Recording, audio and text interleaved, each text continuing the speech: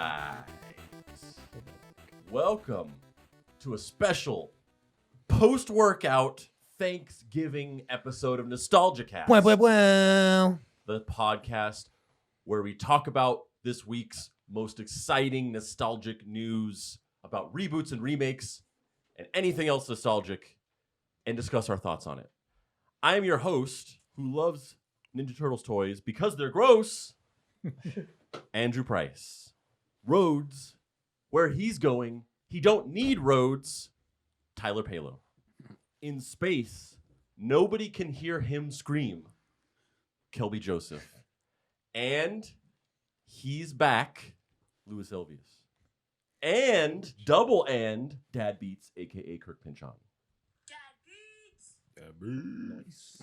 Welcome to this special last-minute rushed episode of Nostalgicast. We don't know what's going on. We're doing it 2 days earlier than we normally do it. We usually record/stream on Thursdays. The audio version of the podcast goes up on Mondays. We're doing it on Tuesday because this week is the week of our Turkey Lord, Thanksgiving. And we must worship. We must worship Lord. the Turkey Lord. Yep. Oh boy. And so we're doing it a couple days early. It's a little bit last minute. I was a little running late. I didn't even get to change out of my running clothes. Little. So I'm just living in it. Little late? I'm marinating. Ooh. Wow. I'm gonna be the. They're gonna throw me in the oven. That's. I'm For glad we Turk- brought Let me it tell you back. something. Who's trying to Before eat we- you, bro? Before we start the show, You get I thrown in that oven. Uh, I'm eating your giblets. Whoa. I know you're gonna eat my giblets. Yeah. The giblets are reserved for Kirk. Yeah. When I was a kid, I don't eat meat anymore. But when I was a kid, I was always the drumsticks were for me. Oh. Can Lewis and I pull your bone? Oh, come on. Oh, I Tyler. made See, it weird. Tyler. When I did it, I Okay, made my it bad, sweet my bad. and But wonderful. why do You we gotta why do cancel we this pardon a turkey? Yeah. That's nostalgic. So right? I'm gonna eat my own drumsticks. Gotcha. It's gonna be an impossible drumstick. They're gonna be impossible. My arms are actually made out of genetically modified plant-based organisms. Nah, you went too deep with it. Kirk is gonna get the giblets. Nice. I just need to like the stomach. area. Louis, the murderer, can eat my head. The- He's the one that can stab me and Oh my- take the life out of me. I really can see that, feel like especially you since thought what I about know this about before. Lewis. Yeah, it's crazy. Stop these lies. Yeah. So before we get to the stories, just a reminder. Like I said, this is Nostalgicast. If you want to, if you like the show, if you're interested in what we're talking about, if you like the idea of getting to hear all of the rounded up nostalgic news of the week, then feel free to subscribe to the podcast. It's available on Apple Podcasts, Spotify, Stitcher, Google Play Store, any place you get your podcasts. I recommend the podcast app Overcast. And subscribe. If you like the show, feel free to rate and review the show. Really helps us out. If you aren't already, you can follow the Nostalgia Facebook page where every day we're sharing cool nostalgic content. You can also follow @Nostalgia on Instagram for the same, but more Gen Z-ified. You can join our Facebook group, Nostalgia, to get more updates and also to interact with a community of people who are also interested in nostalgia content. If you want to be involved in some more monetary way, you can become a supporter on our Facebook page. If you go to Nostalgia and you click the little Become a Supporter button in the top of the page, for $4.99 a month, you can become a fan. You get access to bonus and exclusive content, whether it be bonus episodes of the podcast, extra videos, things that other regular followers are not privy to. And if you have any thoughts or questions and you want to have us potentially read them live on air, feel free to email us at nostalgicastpod@gmail.com and we might read your question. So first story. Recently in an interview, Jamie Lee Curtis said that she thinks that parents who show their kids the Halloween movies are the worst human beings on the planet. What she said in the interview was, I'm not demeaning children or saying they can't handle violence, but it's the truth. When I go out to talk about Halloween, even when I was doing book tours for children, I would have people come. They will stand with their 5-year-old and say to me, my Bobby loves Halloween. Don't you, Bobby? And I look at them and I have the meanest JLC, are you out of your fucking mind look of you are the worst human being on the planet that you would show your children Halloween. I have that kind of a strong opinion about when is correct and incorrect to expose a child to that stuff. So she said this. It gave me an idea of, of something I wanted to talk about. Just this idea of like, how long should we shelter our kids from pop culture. And maybe none of you guys give a fuck about this because you don't have kids. And maybe you don't give a fuck about this because your kids hate you. Oh god, they think I'm the fucking worst. It's because you made and them you're watch not. Halloween Yeah, so many I'm times. okay. And you're not. No, I you're- know this. Yeah. Your kids are the Thanks. trash. Are you Don't listening? Yo, don't talk about Lily him and like that. Theo? Oh Yeah. my god. Yeah, no, Theo listens. He's gonna be he's gonna come for you. He is. And He's gonna- 8 feet he's tall. gonna he's gonna curb stomp you. If Yeah. you if you fuck with Kirk, my 3-year-old son Oh, that's. is gonna body you. Mm. I'm The gonna, man become, came in I'm gonna hot. become the Don King of child fights. This You man will is be- exposing himself to the you will be FBI. without one Started child. early. I do have opinions on that because yes, so you continue on, but yeah, I was just going over this with Theo the other day. Question: are you guys terrible parents then? Yeah, Got it. Yes, I am a terrible parent. Gotcha. We kind of talked about this a little bit on 2 episodes ago when we were talking more about like the showing your kids like things that have like cultural history that informs them of like the wrongs that we've done in the past, even if they're not super kosher. And this kind of like extends to that of like not even just that stuff, but like anything, like showing your kids violent horror movies and action movies and stuff with like nudity in it or whatever. For me, like nudity is like, yeah, they shouldn't be watching that. And maybe that's just some weird repressed American thing of like, I'm a hypocrite for thinking that nudity is worse than violence or whatever. I totally am, and that's true. But yeah, there's something just ingrained in me of like, yeah, I don't want my children to be seeing nudity. I think you got it backwards. The kids gotta express love for the human body. However, I think when you're- we're I think talking you're right. about when 100% we're you're talking about people Um, slashing each other up and killing one another, I don't want the kid looking at that. Jamie Lee Curtis, who we stand, yes, we do. we Yeah, stand Polly, Jamie, Yeah. who's aging like fine wine. Yep. Man, like Just weird to bring it up. whatever. I think What's that scene? What's that movie with her and John Travolta? Perfect. Yeah. perfect. That's what Perfect? she is. Oh, I haven't seen I'll it. ride Is it- hard with Perfect. What is it? And that movie is a crap fest. And, It's, and she's I'll- great. let me tell But you, that workout scene though? Oh, you yeah. better let him know. Oh, it's- I yeah. know the workout. 80s scene. aerobics. That's- Yeah, super. movie. Super Okay. good. Fantastic movie. And I think I think that she's coming from a great place. What's great about it is that she's in it. She's a part of it. It's something huge, but she's also like, yo, I know I'm in this. I know I'm a part of this, but some people probably shouldn't watch this who maybe violence-wise may not be able to differentiate the difference between violence on television and what they might go do at school or with other kids and stuff like that. Yeah, I mean, I'm of 2 minds, like 2 very distinct, very idiosyncratic minds on this, because I agree with you in some ways. As a parent, it's like, you don't realize until you become a parent how, no matter what your opinions are, no matter how much you intellectualize things, you're just going to end up having these biases or having these things that you just want to shelter your kids from because it's just like they're your perfect little, Innocent innocent things. creatures that you Mhm. just want to protect. So, the idea of that is horrifying to me. So emotionally, I'm just like, shelter them from everything. Shelter them. A couple things. So number one, I think in a lot of ways it depends on the person. And there's no way to know how something is going to affect somebody emotionally or psychologically. And, as a case study, whenever I was a kid, I was allowed to watch whatever I wanted. And basically do whatever I wanted. My parents did not have any kind of restrictions on me. Like, But I mean, Susie and Jack were still good parents, though, right?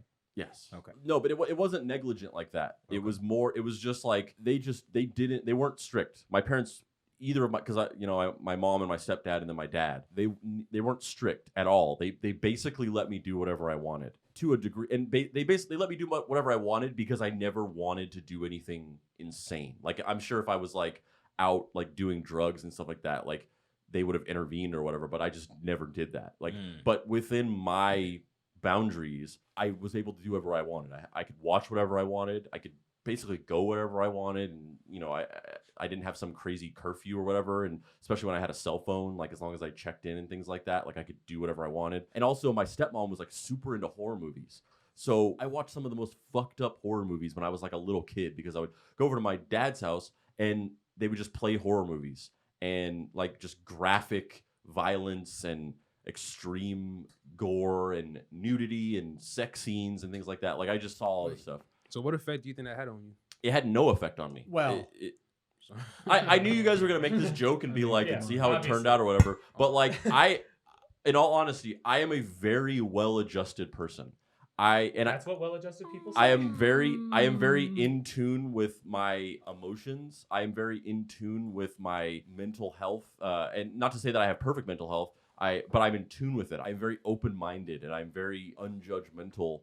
And honestly, I attribute it to the lack of boundaries that I had when I was a kid. I was able to sort of explore things and be exposed to things and like learn about them on my own and come to my own decisions and opinions on things. I wasn't sheltered from things when I was a kid. So I attribute my well-rounded, well-adjustedness to the fact that I was free to explore and not have those boundaries when I was a kid. But as a counterpoint, my brother on my dad's side, and I'll say this because I don't think that they listen or watch this, and if they do, Careful. but my youngest brother, when I was a kid and he was like literally 3, he would watch the same horror movies, and he was like obsessed with Halloween and Michael Myers to the point where like he wanted to be Michael Myers and he wanted to kill people. As a 3-year-old, he would walk around like being Michael Myers and wanting to like murder people. And he didn't grow up to be a killer or whatever, but he's kind of fucked up. I think it's just the difference in the person. Like between the two of us, it's like 2 case studies of like an A/B test of like this kind of was a positive thing for me, and then it was kind of a negative thing for him. But also, you know, as a parent, I'm not showing my 3-year-old Halloween. That's insane. I'm glad that I was able to do that, and in retrospect, it's like, yeah, it didn't fuck me up. It didn't traumatize me. In fact, I think it was a good thing for me. But also, I'm still like, I'm not going to show my 3-year-old a movie where people are getting murdered and like their heads are cut off. That's insane. So it's a real weird thing. It's like it's impossible to really know. And I certainly wouldn't recommend like letting little kids watch violent horror movies and shit like that. But I also think that it's important to a reasonable degree. You should give your kids freedom and let them explore things and come to conclusions on their own. Yeah, I think it's hard to make a blanket statement because every kid is different. Every scenario is different, just like you said. So generally, yeah, under like 10 to me, I'd be like, it's a little young. It depends on the kid, but it's a little too young. Like I was just going through this now. My son, who's 14, I started watching It's Always Sunny in Philadelphia with him, and we love it. Episode 1, the gang gets racist. I mean, yeah, and we watched. I think it was 2 nights ago. There was one where there was some real naughty talk. And my son was laughing, and I was like, "You know what they're talking about?" He's like, "I'm 14, man." Yeah. And I was like, "Oh yeah, you He's are." like, I did that yesterday. He's my like, God. I filmed myself doing it yesterday." Oh God. Hey, he's real cool. But yeah, and so you just kind of go, okay, well, if he understands it enough, and I have to have a talk with him, going, "Hey, just so you know, that's not really what sex is." Then it's okay as long as you're involved with the in the communication with them. It's fine. This is so embarrassing So for him. at what age? This At is what age is it cool? Oh, He said 10. 10. 10? Yeah. Well, but that to Um, me that depends on the kid. Depends on the content. I mean, you know, are you going to show Faces of Death to a 10-year-old? No. Well, you might, but you know, something that's a little more commercial or a little less, maybe. It all depends.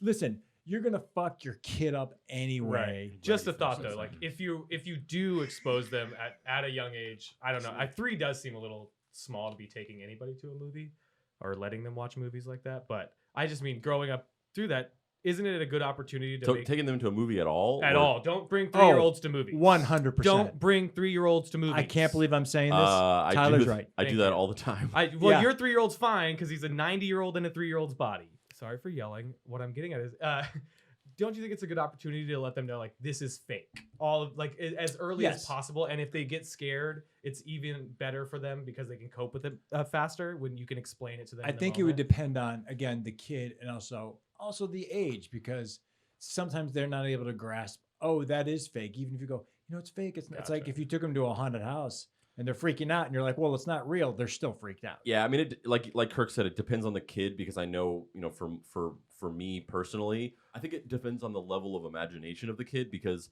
when I was a kid, my mom tried to do that, and she tried. Like I remember distinctly one time that she was basically like, Michael Myers is just a guy in a mask. Like he's basically like your grandpa. Like if he was just wearing a mask, and like she tried to like intellectualize it like that of like grandpa's fucked connect. up. Oh my connect God. She was trying to connect it to somebody that I loved or that was Yeah. like close to me, and being like, it's just like he's somebody's grandpa or he's somebody's dad or whatever. She didn't realize that like that wasn't the point to me. It didn't matter. I know that they're actors or whatever. It's not about thinking it's real. It's about the concept of it being scary. It's about like it's not about like, oh, I think that this movie is real and that guy's a real murderer. It's about the concept of a murderer hiding in the shadows has now entered my mind, and now I realize that as a possibility. Side note, speaking about death in movies, from a young age, I was very dumb. Still am. And I used to think that when somebody died in movies, they really died. Like they got somebody to die. And I thought that's why people got paid so They much hired money. someone to They They die. hired somebody to die in the movie. And I was like, that's why Wow. people are so rich for being actors, because their family gets all the money from them dying. That's I was- kind I of was- I kind of love that. I kind of love like I want to make a movie or write a short story or something like that about a world where kind of like that movie Invention of Lying. Like there's that movie, it's a Ricky Gervais movie That's a good where movie. he lives in a world where lying is impossible. Did you call him Rick? What did you call him? Ricky Right. Gervais, whatever. Gervais. I say Gervais. Gervais. I've heard I like it better. I've heard Gervais, and then like I've said it and people have made fun of me for it or whatever. But Yeah, I'm gonna like do that too. Yeah, I'm with you. you have said so many things wrong that Yeah. it's only fair that you get to call me out on something every once in a while. I speak 3 languages. Oh, flex. One's French Canadian. It's not a language. Yeah. Oh, You can't hate from outside the club. Oh.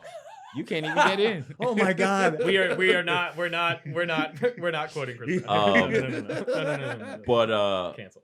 but and so like in this world where you can't lie, they instead of movies that are like fictional stories, because you like the concept of a fictional story doesn't exist. So their version of movies is there's movie stars, and a movie star is somebody who like you film them sitting in a chair reading from a history book, and like that's their version of movies.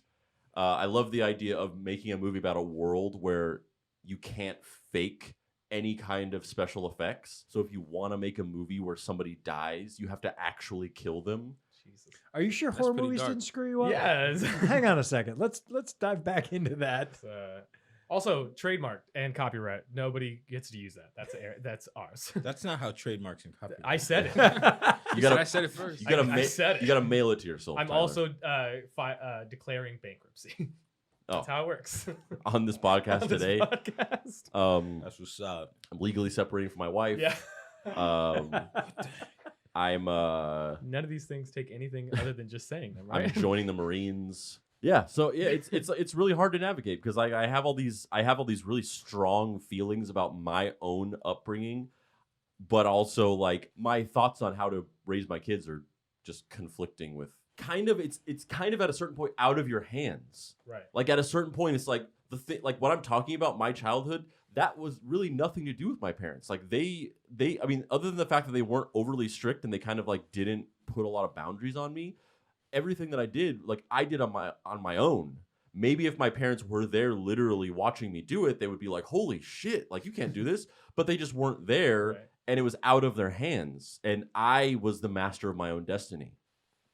What's funny about that? It was just so sincere. I didn't laugh. I smiled. That was really nice. I guess that's what I really mean. It's like don't like be like, yeah, let's show my 3-year-old violent horror movies or whatever. Just maybe think about, giving your kid a little freedom and agency, but also educating them on things so that they don't make too stupid of decisions. And at that point, it's out of your hands. They're going to do what they're going to do. And if you've raised them right and you've instilled the right things in them, they're just going to choose to not do the bad things, or at least not the really bad things. They're going to do bad things and they're going to make mistakes, and that's part of life. But they aren't going to like fucking die or kill somebody or something. As parents, how do you cope with the with like societal change? Because I feel like our generation was the last ones to like not have a phone with them while they're playing and not have access to every single piece of information possible. So as much as you raise your kids but you send them out to a world where you have no control over what they hear from other people and what they get from their friends. And you don't know that their friends' parents are raising their kids the same way you are. So how do you cope with, like, I can tell him not to watch these movies until he's ready for them, but if he goes over to a friend's, you know what I mean? How do you cope with that, knowing that? I mean, you don't. It's terrifying. Yeah, it's like because you grew up in a completely different time than your son's growing up in, and it's strange, very strange. You got to monitor a bit. You do. I like to say you bug their phones. No, I mean you do. Like you'd be like, hey, what are you? A lot of it's like, hey, what are you watching? What are you doing? What's on your phone? You expect them to give you the honest answers, or? Yeah, until they don't, and then I find out, and then the phone goes away.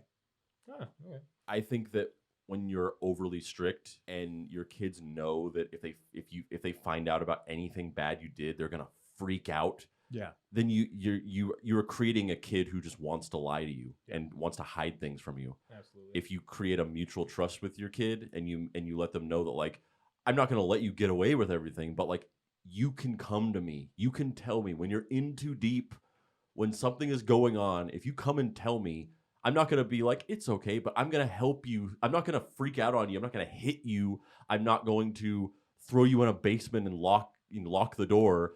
I'm going to help you solve your problem. Then they're going to want to come to you with those things, and they're going to be more honest with you. I was honest with my parents about everything. I didn't lie to my parents about anything at all. I told them everything. I had no secrets from my parents at all. You don't believe? There, I mean, there. No, I 100% didn't. I never lied to my parents about a single thing once because there was no. I knew that there wasn't going. I had no fear of it. Come on, Andrew. Your mom made some kind of green bean casserole at some point, and you told a little white lie. No, Never. no. So you was like, "Yo, mom, this is doo-doo. This is trash. I hate this." Yes. No, you didn't. I 100% believe that. I definitely You guys did. don't know All right. Andrew as long as I've known Andrew, but he 100% would say that to his mom. Well, Susie, I'm sorry. Her name is Sherry. I like Susie. All right. Well, Jamie, we appreciate you. I feel like Yeah. we could do a parent podcast. We could. And we fucking nail it. Yeah. You guys could. I think that's some very sound advice. I think It sounds good too. growing up, I would lie to my dad, and it was only until like I got older and I knew that he wasn't able to like spank me anymore or really punish me in a way that mattered, and I was able to, like, instead of lying, I would just tell him what I was doing, and then I found out that he wasn't the person that, like, to spank us or anything. He wasn't really the person to get mad like that. He would really help us get through it and still scold us on what we did wrong. But if we'd established a relationship earlier where instead of grounding me or yelling, and he just told me that I was able to come to him with anything and let him know, it would have been a lot different growing up and with punishments. Yeah. I don't think it's really like an answer or conclusion to it. Look, she comes from a good place, so we appreciate that. Yeah. Except maybe don't let your kid watch The Demon Knight. But let Wait. them watch Perfect. Because Yes. it's good. The Demon Knight, is that the Tales from the Crypt thing? Yeah. Why wouldn't you let them watch that? It's such a great episode. Oh no, not The Demon Knight. That's the movie with Billy Zane. Billy Zane. I'm talking about Night of the Yeah. Demon. Oh, I don't know. Night of the Demon is a movie where a woman takes off her shirt and then draws circles around her boobs with lipstick. It's a very distinct memory I have burned in my mind. Wait, what? Was she possessed? Yeah, she's Oh, like okay. possessed by a demon. Gotcha. I was like, is she just doing that? There's a Robocop reboot I'm here for it. in the works. Again. Why are you here for it? Huh? Because I didn't watch the first two or three. Or the update.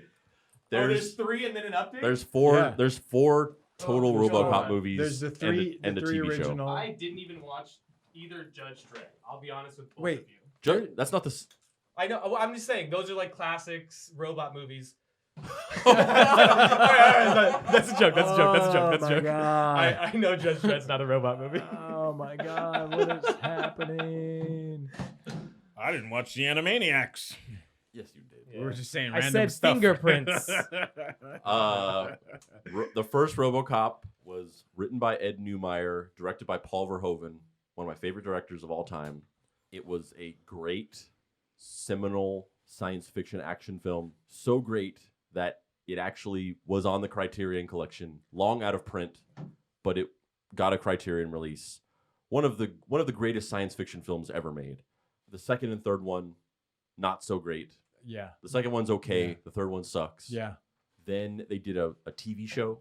I don't remember that. What was that? It was it was. I don't remember much about it, but there was a very brief TV show, and then that's in my memory somewhere. And then in 2008 or something like that, they did a reboot of RoboCop. Fucking sucked. Wait, the movie Reboot? That was like a couple years ago. Yeah. No, because it it was with the guy somebody with familiar. It was the Joel Kinnaman. Yeah. Who was great. I like him. And then Michael Keaton was in it. Yeah. That was like 4 years ago. Yes. Michael Keaton? Yeah. Oh. I'm thinking of it way older than it is. I'm thinking of like when they were talking about making it. Oh, okay. I have a distinct memory of like thinking, like watching a video about it, like at that time. But Yeah, the movie actually came out like you said, like 4 years or yeah. so years ago, and it sucked. Yeah, In it's which of the not good. RoboCops does somebody get shot in the penis? That's the first one. Nice. So but the distinction is that RoboCop reboot was it was directed by the guy who made City of God, but I don't remember who wrote it or whatever. But it was just it was a studio reboot. It had nothing to do with the original creative team. This new reboot is actually going to be based on, and I think written by Ed Neumeyer, the original screenwriter who wrote RoboCop as well as Starship Troopers. Neumeyer's original idea for a sequel is now in the works, with Little Monsters director Abe Forsyth set to helm. Both Neumeyer and Michael Miner are aboard as producers, while Justin Rhodes will rewrite Neumeyer's original script. So I guess another screenwriter is rewriting Neumeyer's script or whatever. There's not a lot of details on this. It's like I'm lukewarm on it. I have no real opinion on it because it's like I love RoboCop. It's one of my favorite franchises ever. The first movie is so special to me. The second and third movies are, just like part of that as like, oh, and also those movies, and I have some kind of weird place in my heart for them. And then like the fourth one or the reboot sucked, and yeah, it's just like, we'll see. So it's coming back as a movie? Yeah. I mean, I don't know what you're gonna add to it. Yeah. We've seen what RoboCop can do. We get it. He's a cop. We He's a understand, robot. Yeah. I'm gonna be honest with you guys. I have never seen RoboCop. I am not interested in seeing RoboCop. I mean, that's not that crazy of a statement. I can see. I'm familiar with it. Yeah. I remember seeing a poster and just being like, there are few things that I care less about. They should. You saw a poster when the movie came out in 1986? No, I seen a poster for the TV show.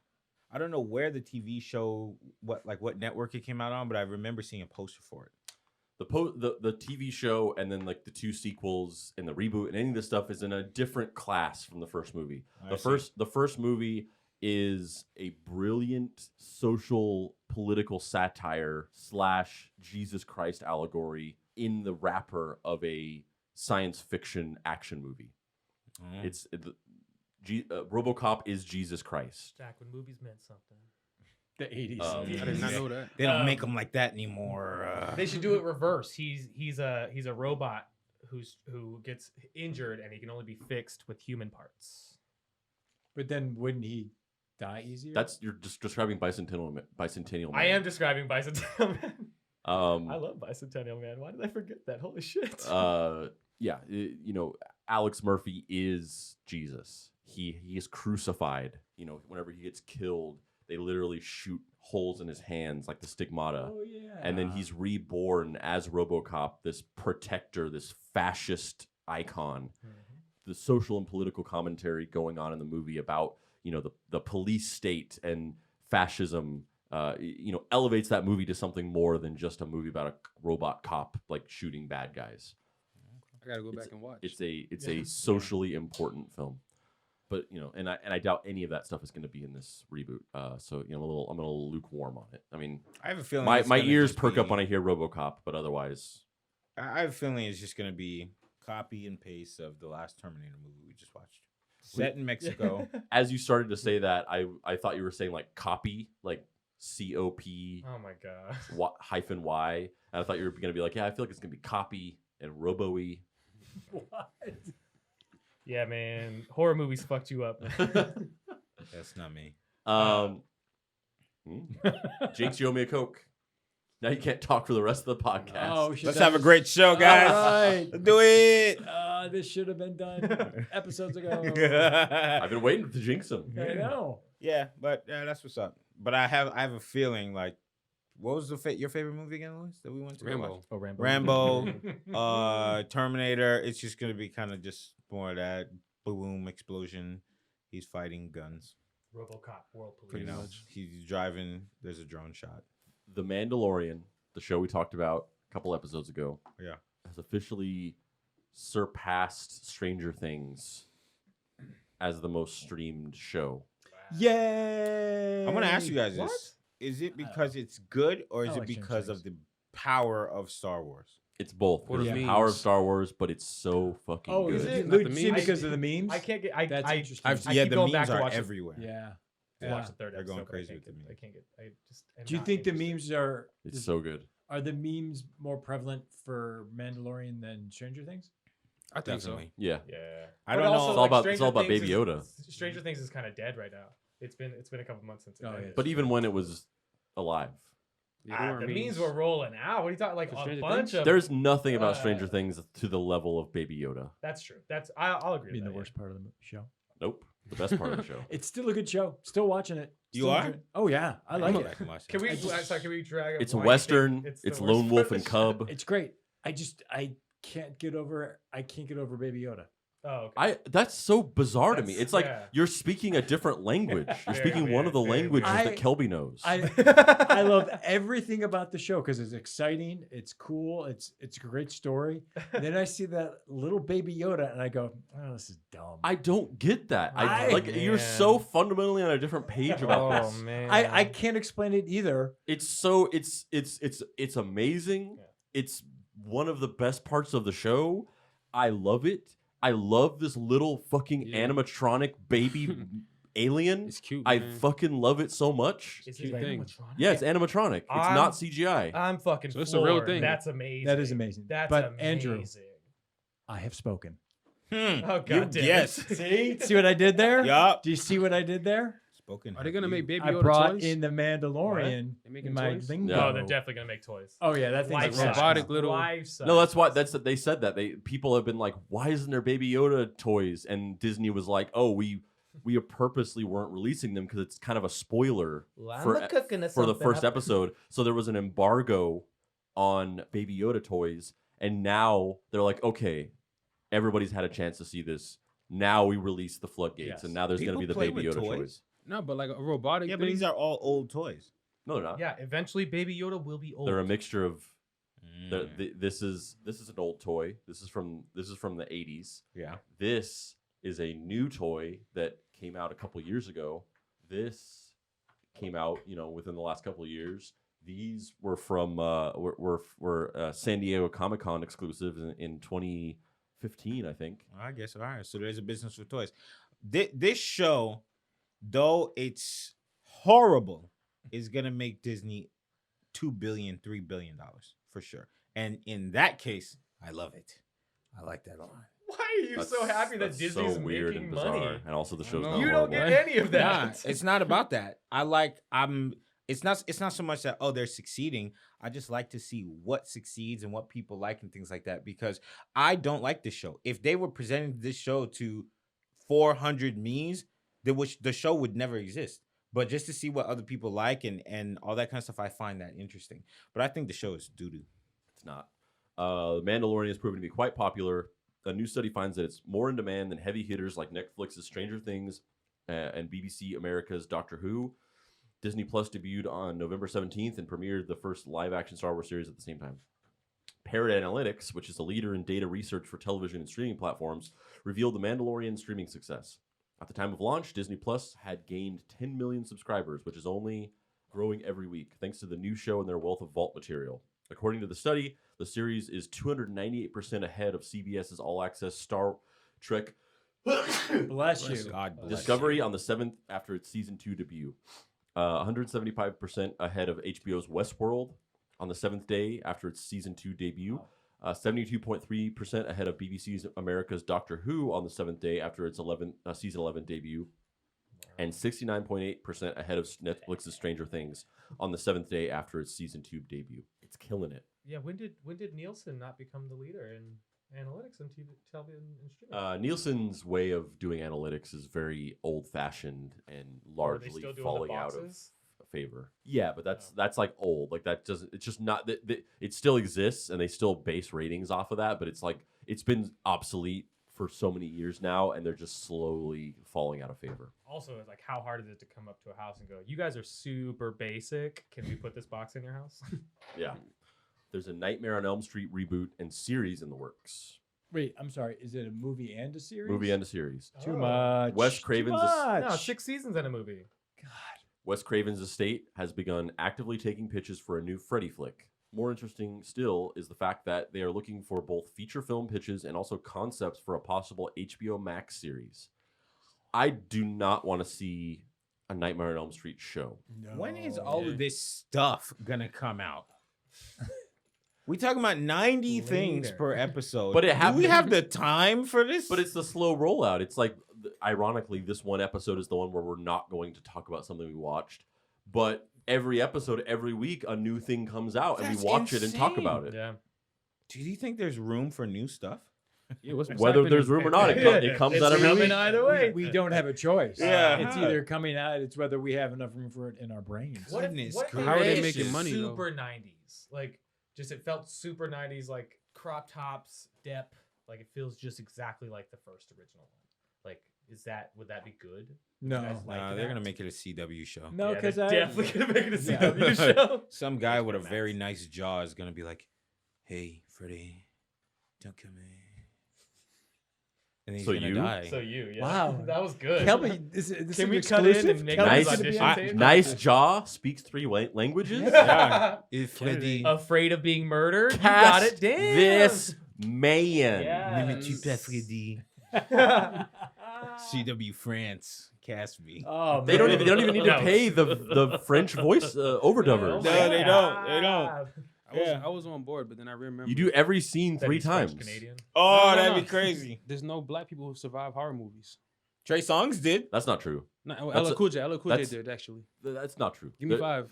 Yeah, let's actually. Five. hear Dang, from Lewis. him. Ooh, Let's hear the from him. spot. I- He's wait, on the wait, spot. Wait. We'll do. I we'll only give say you- 5 because he said 2. He said Yeah, Trey we'll give you Songz, Deep LL Blue Cool Sea J. and I'm not sure the about one Trey Songz. Wait. I don't know what Trey Songz was in. He was in Texas Chainsaw Massacre. Yeah. Okay, so those 2 so far. I'm also not sure. Whatever the main character's name from Get Out is. Okay, He's dead inside. Doesn't. okay, that's fine. And everybody was black in that movie. Not fair. That is true. Yeah, that's not fair. What? It was mostly black. He was No, no, no. specifically only the We're not- only black guy. We're not talking about everyone in the movie. We're talking about main characters. That The get to movie was live in the one movie. black guy and everybody else was white. Yeah. Nah. What are you No. talking about? You don't remember The the, lady- dude jogging? Also, that The was dude running, That was his specifically friend? made to turn. That's it on its two. head. No, the dude jogging, the main character, his friend. None of those. the old lady? None of those people are main yeah, characters. yeah. None of those people are core. The deer. No, but we're saying most of the people in it. But you gotta That's be not, like, that's not the horror No, movie it's. trope. I don't think you What can- are you I talking don't about? think you Most can- of the people in it. you can't The call movie Get is Out. specifically It's a different one movie. black Thank you. guy. Get Out is a different movie. Thank That's, you. That's like yeah, Get Out's that's different. That's what I'm straight getting up. at. That's like Straight a psychological thing. Yeah, not Straight commentary. Straight up horror. Straight Trey up horror. Songz. You know the straight Yeah. up horror. yeah, like Yeah. chopping, gore, kill. Yeah. Yeah. I mean, Kill. nothing comes to mind, but also nothing. I can't think of any white people that like. I'm just blanking on like. I don't know. I just said it because it's like a Like, meme. It's a ongoing thing that they don't survive movies. Like we don't survive movies. Yeah, But it's it's, horror it's a Yo, meme. It's a yo. meme, and it survived this long, and it's true. They even killed Chris Brown in a dance movie. Good. Which one? Stomp the Yard. Oh, That's a not horror. That wasn't even a horror, That but it's a was- that's a horror. No, no, no. Let's Damn. What I'm Let's trying stop, to say. let's stop. What I'm Stomp trying the to Yard say is such is a This good took a movie. left. what I'm trying to say is that it's It's not like true Stomp the Yard all anymore. day. It Okay, used to be okay. true. It's became a meme.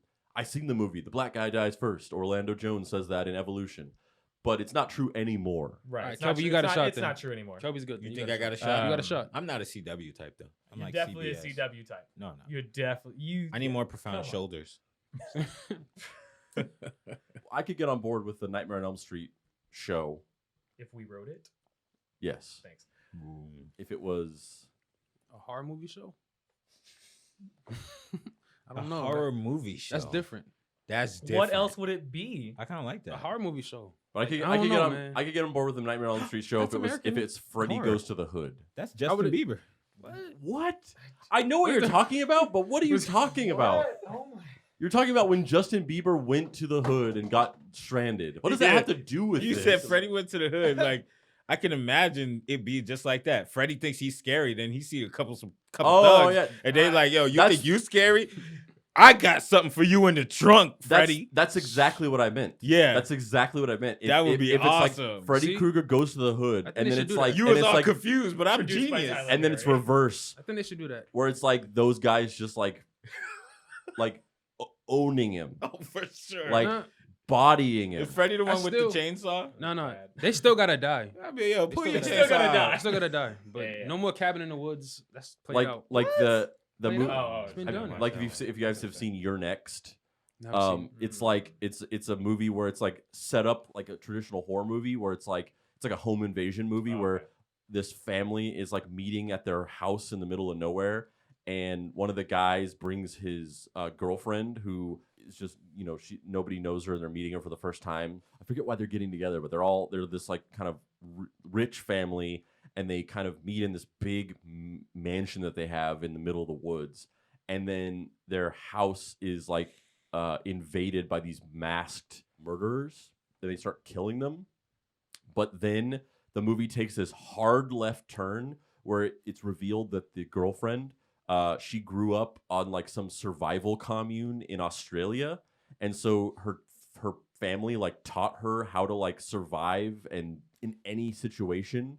And so the movie just completely flips where it becomes her hunting them, and she slowly one by one just kills all of the murderers. Whatever. That's like what's I the like movie that. that came out after Get Out? Us? It's kind of similar to that. No, No. it's like Die Hard with like a badass Australian girl murdering like masked villains It's like a, one by one. It's like a better Last House on the Left. Okay, word. Freddie in the hood. So last episode we reviewed the first episode of season 3 of The Toys That Made Us, the Ninja Turtles episode, and it was just announced that they are coming out. The same studio is coming out with a new series called The Movies That Made Us. Okay. The creators behind Netflix's The Toys That Made Us are back with a brand new series, The Movies That Made Us. The new series goes behind the scenes of movie classics and is coming out with some big guns. Season 1 is taking a deeper look at Die Hard, Ghostbusters, Home Alone, and Dirty Dancing, which should be a hit right away. The Movies That Made Us was originally announced by Netflix over the summer during San Diego Comic-Con. Movie fans were excited to finally take a look at the docuseries, but the streaming platform did not announce a release date. We now know that the series will debut November 29th, exclusively on Netflix. All 4 episodes will be released at the same time, and they will be ready to get the binge weekend started. So yeah, I mean, this made me realize that this whole series, The Toys That Made Us, and now this, they're just capitalizing on the YouTube explainer. Oh, They're just Yep. making yeah. YouTube explainers as a show. Yes. Yeah, you don't need any creativity as long as people on YouTube are doing it for $1,000 a month. Also, I'm like, is it going to be that same tone? It definitely will. Then I don't like that. I don't care for that. 100%. Yeah, I mean, as much like I was initially excited about this, and I do like The Toys That Made Us, despite that. Mhm. But there are so many in-depth YouTube explainers. I just watched a 2-hour documentary about Johnny Quest. Oh, that was on YouTube? Yeah, and they're so much more in-depth and have so much more detail than these shows do. These shows are a good crash course intro, but like that Ninja Turtles episode, it doesn't get into the real shit. It scratches the surface. Jeez. Yeah, Netflix should stop just like stealing ideas and start paying YouTube. Like just buy, like Maker Studio was bought by Disney, and Disney owns a bunch of YouTube channels now, and they're making money on money, basically just owning these YouTube channels. And instead of stealing their ideas, Netflix has a shit ton of money. They could just start their own YouTube basically and let these people or start their own YouTube channel and buy a bunch of explainers instead and just fund people who know how to do it the right way. Now, to be fair to Disney, the purchase of Maker has largely proved to be a huge failure and waste of money, Massive failure. and they've just lost a lot of money on doing that. They were promised the idea of like, yeah, we have all these YouTube channels and look at all these views we have. And Disney was like, ooh, and they bought them and then just like nothing. I really hope in the meeting they went, ooh. Yeah. Like they just went, Bob Iger did that. Yeah, Bob Iger went, oh. This is the reason for that. This is what happens with these media companies when they sell to like a big corporation, like Nerdist selling to Lionsgate or Maker selling to Disney, and this is why Defy went out of business. These companies, they're two things. They're a media company and they're an MCN, and an MCN is a multi-channel network. So they are basically a like manager / intermediary between content creators and the platform, YouTube or whatever. And so they are like, we represent you. So your YouTube channel is a part of our MCN. It lives on our network. So through YouTube, it shows you as being underneath us. And all of your revenue goes to us. And then we pay you out and we take our cut. And in return, we sort of we help you with distribution and we protect you from some of the legal liabilities that come along with having content on YouTube. So if for whatever reason you get some copyright infringement thing, we'll fix it for you. We'll figure it out. And we'll help you make more money because we can like sell directly to advertisers and things like that. So then these companies, Maker, Defy, Nerdist, whatever, they turn around and they show these companies and they say, look at our portfolio. Look at how many views we have. Look at how much money we have in the bank. And that's the thing that Defy did. With all their investors, they were like, look at how much money we have in the bank. But the thing that they don't tell them is that most of that money is not theirs. Most of that money is money that they're paying out to the creators. So it's not their money at all. It doesn't even exist. That's very strange because from the creator side of YouTube, they all hate MCNs because they don't pay. Because they try to make sure they don't have to pay creators that well. They pay. They pay. MCNs pay. I mean, if they didn't, then they wouldn't exist and they wouldn't have clients. Well, there's like a toxic side to it as well, like getting people that don't understand the industry and then making them sign contracts like that.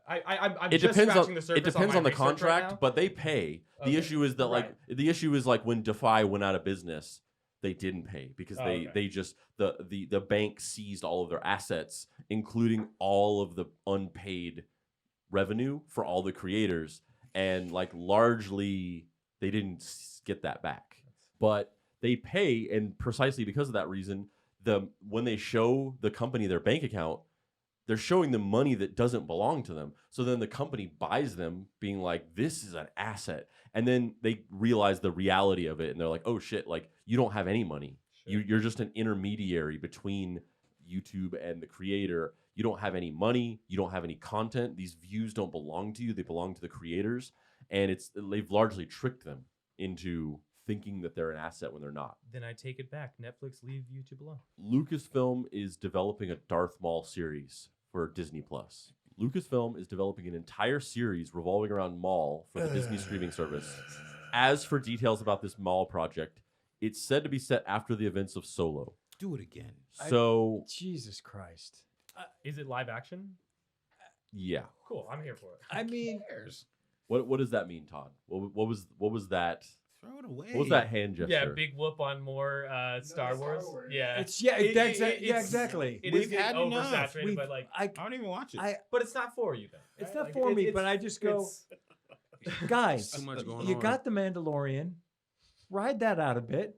Right. Hold on a minute. It's okay. You've seen all of Star Wars? No, I haven't seen the. You've seen the originals. Yes. You've seen the second. I three.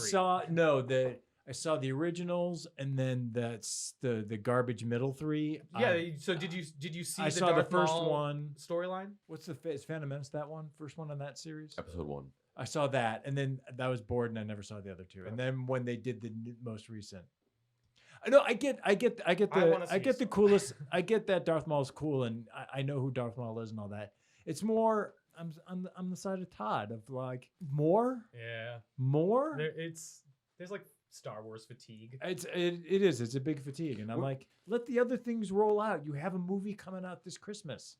You have all this other stuff. Just heard anything about that movie. Take a nap. You don't need to hear anything about that movie though. Like you're gonna go see it. I mean, you may not. But I'm never. Right. Gonna So everybody's Andrew gonna see that. is a fan of this. So how do you feel about this? Oh, yeah. Are you excited? Or are you So like, here's oh, the this is thing, too much? completely opposite of you guys. Like to me, it's like the Mandalorian is so fucking good that like hell yeah, give me more of that. On the strength of the Mandalorian, make another show and the movie that's coming that out, like Kurt quality. said, Yeah, that's not too much. Like, why is it too much? What is that? If it's that makes if it's sense. good and you like it, then that there's no such Because thing you as can too get much. fatigued from anything, whether it's good or Yeah, bad. it's like eating You can pizza get every day. fatigued from good stuff. I mean, this might sound crazy, but I'm about to quote Gucci Mane. But he said, Go ahead. he said, why would he not put out a lot of music if they're really your friends, they're gonna love it. So Yeah. if they love the Come stuff, on. they're gonna love everything. I'm on they board put with out. that. I'm No, just if they're like really your friends, they're gonna He did say support that. it. All right. There's no such thing as too They're not much. gonna I'm going to love put it it in if you're a fan. comparison. Okay, so I love Prince, as you can see, Yeah. Paisley Park. He put out a fuck ton of albums.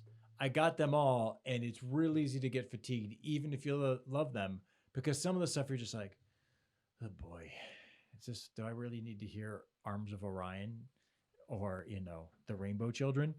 But as much as you love a thing or a performer or a person, there is a fatigue of like, okay, can you just step back and not give me so much at Mhm. all at once? And with it also kind of because I really enjoyed watching Darth Maul, but like with it comes the anxiety of like, what if they just fuck it up?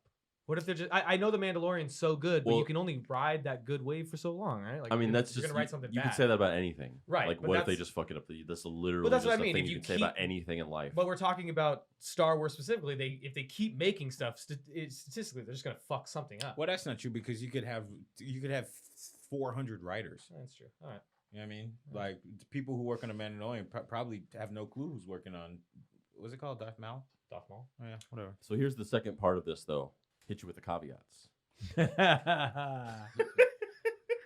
Darth Maul, to me, is the most overrated character in the entire fucking franchise. Can you look him up for me? I need to see. Is who it- I don't give a fuck Oh, about this Darth Fucking red Maul. guy with the horns. Just red guy with the horns does the I martial don't arts, right? give a fuck That's about him? Darth I don't Maul. know what that is. When I was in Maul? that theater MAL.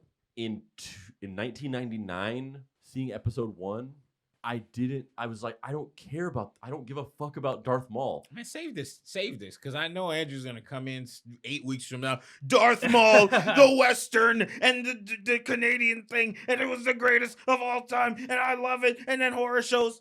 It's coming. What's Let's the see. Canadian thing? I don't know. thing? Whatever it is. Whatever French it is. Canadian. Wait, I have a serious question This for is all Star Wars fans. creepy. Looks like Who's- a horror movie. Not who's cooler, who'd win in a fight, Boba Fett or Darth Maul?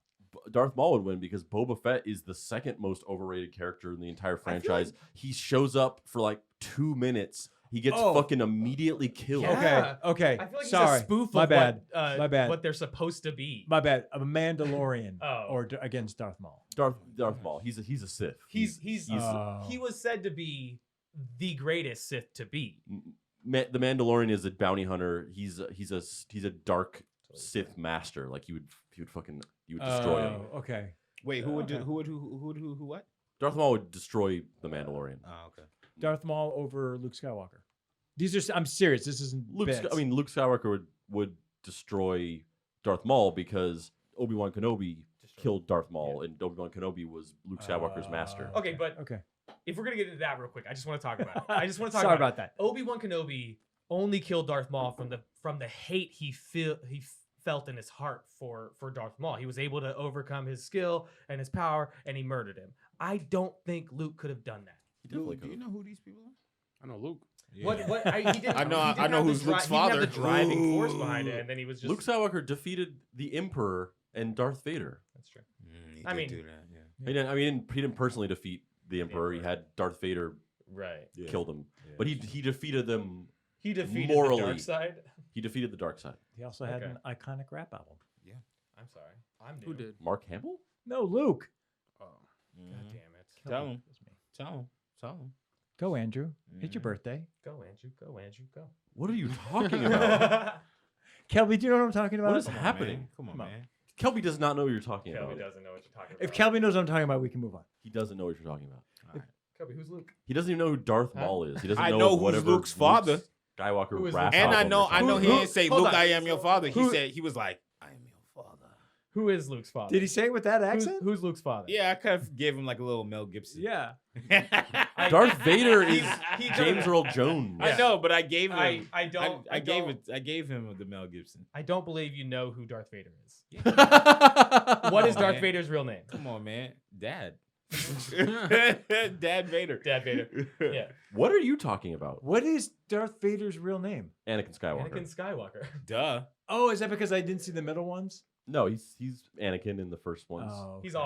always been Anakin. Because that's the whole twist is that Luke Skywalker's father was Anakin Skywalker, and Obi-Wan Kenobi told him that Darth Vader killed his father, Right. and then he Oh, discovers yeah. that he is his father. Yeah, Okay. yeah, yeah. Okay. Damn, crazy. Oof, that's It's crazy. disgusting. It's deep. What are you talking about? This rap album? I don't know what I'm talking about. Oh my god. You just made that up?